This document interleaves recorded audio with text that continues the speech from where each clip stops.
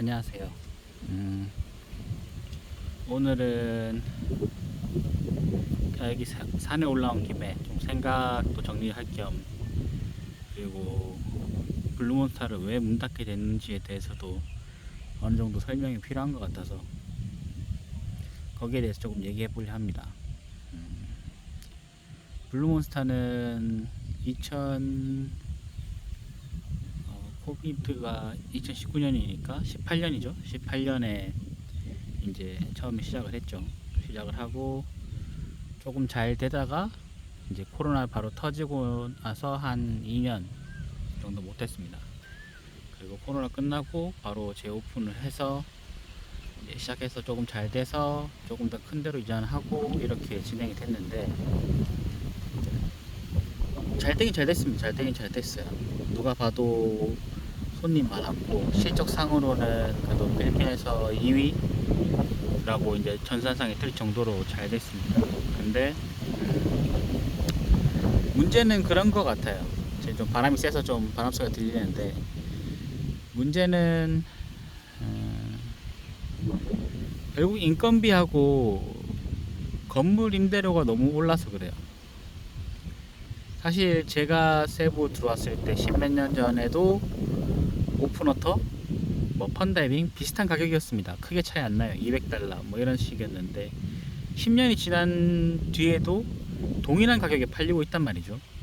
사람들의, 그러니까 오는 그 교육생들의 인식 속에는 동남아 필리핀의 가격이 그 정도 수준밖에 안 되는 거예요. 근데 건물 임대료는 사실 엄청나게 올랐어요. 십몇 년 전에 비해서 진짜 많이 올랐습니다. 단적인 예로 제가 제일 처음에 렌트했던 장소가, 그 바닷가를 끼고 있는 장소가 사무실 조그만한 게 한 달에 2만 페소였어요. 2만 페소. 근데 그게 지금 가격이 16만 페소입니다. 8배가 올랐죠. 8배.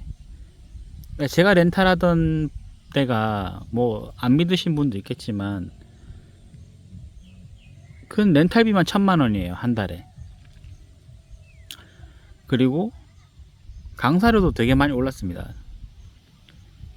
어떤 분들은 뭐 필리핀에서 일하는 한국인이니까 당연히 한국 기준에서 생각을 하시는데, 이건 조금 사업을 하는 입장에서는 아닌 것 같아요.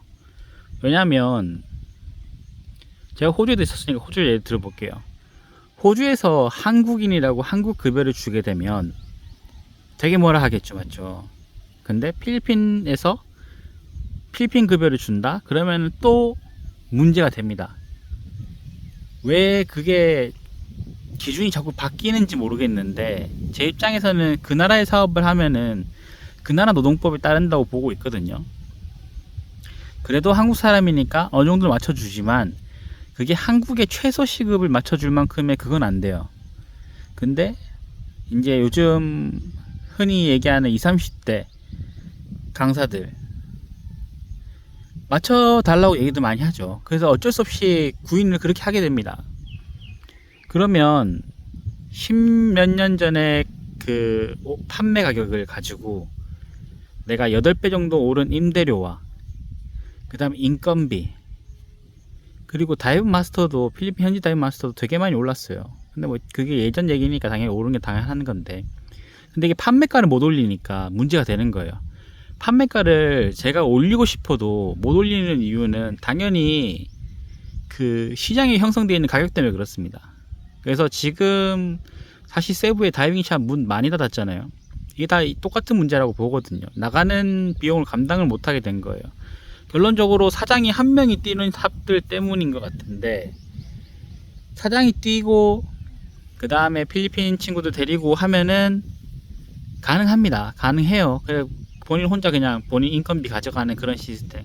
그러니까 이 사람들은 가격을 계속 안 올리는 거예요. 오픈워터 교재만 해도 근 2배 이상 올랐어요.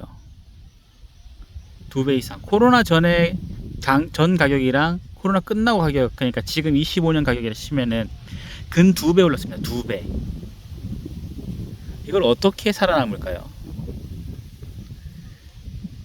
그러니까 저보고 많이들 그렇게 하거든요. 왜 성수기 때 돈을 안 벌고 성수기 때 문을 닫았냐, 돈을 벌 수 있는 기회인데. 아닙니다. 사실은 저는 그 전부터 문 닫고 싶었어요.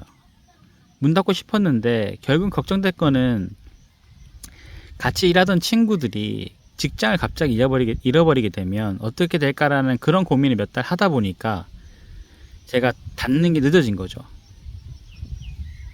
그래서 저한테도 스스로는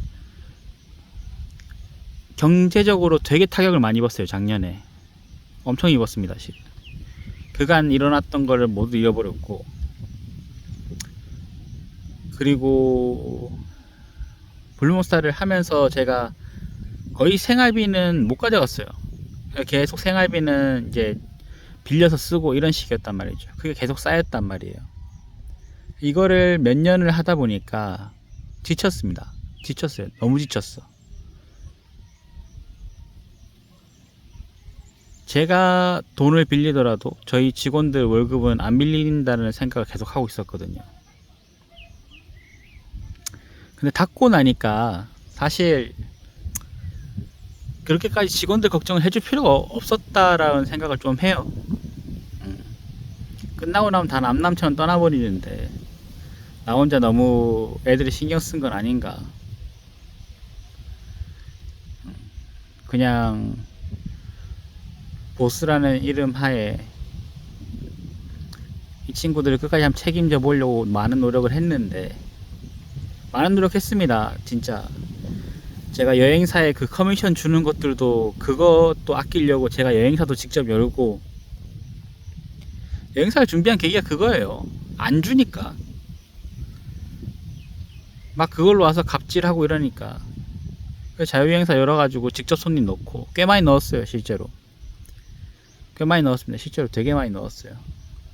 그런데도 못 버티겠더라고요. 그거는 그냥 세부 자체의 손님이 많이 줄어서 그렇습니다. 그리고 다이빙이라는 것에 대한 그 자격증에 대한 관심도도 많이 떨어졌다고 봐요. 예전처럼 막 교육생이 넘쳐나던 그런 시절은 지났죠. 왜 그러냐면은 사람들이 이제 이틀씩 뭐 3일씩 다이빙 교육에 시간을 안 써서 그래요. 그 비용도 그렇고 그냥 잠깐 체험 다이빙 하고 와서 다이빙을 즐기는 정도의 수준만 많이 요구하시니까요. 그래서 문 닫은 겁니다. 손님도 줄고 막 한 달에 마이너스는 몇 천씩 나고, 진짜 몇 천씩 나요. 금방금방 납니다. 왜냐면 한국 직원들 있지, 그리고 월세 1,000만원 있지, 그 다음에 물도 거기는 안 나와서 물값만 해도 한 달에 거의 200, 물세만 한 250씩 냈어요. 한 하루에 2,000페소 3,000페소 계속 냈습니다. 근데 뭐 이런 건 아무도 안 알아주더라고요. 지금 이제 닫은 작년 7월 전에 닫았으니까 그건 1년 돼 가죠.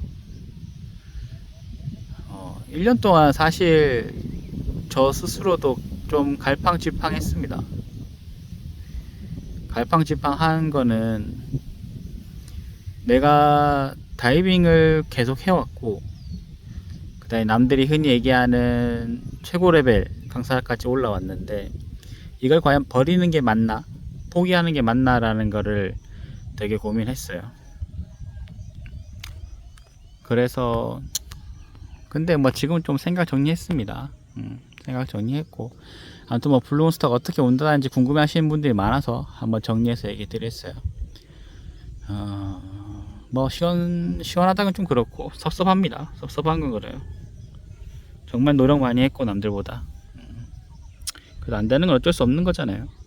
또 한번 또 기회가 있으면은 다이빙 한번 해볼 생각은 있습니다. 근데 뭐 저도 이제 곧 40대 후반이 되고 그러니까 좀 쉽진 않을 거지만 그래도 한번 해볼 생각은 있습니다. 그래서 혹시라도 궁금해 하시는 분들 위해서 영상 촬영해 봤습니다. 다들 뭐 안전하게 다이빙 하시고, 다이빙 궁금한 사항 있으시면 다시 물어보셔도 됩니다. 아직까지는 뭐 지식은 가지고 있으니까요. 다음에 뵙겠습니다.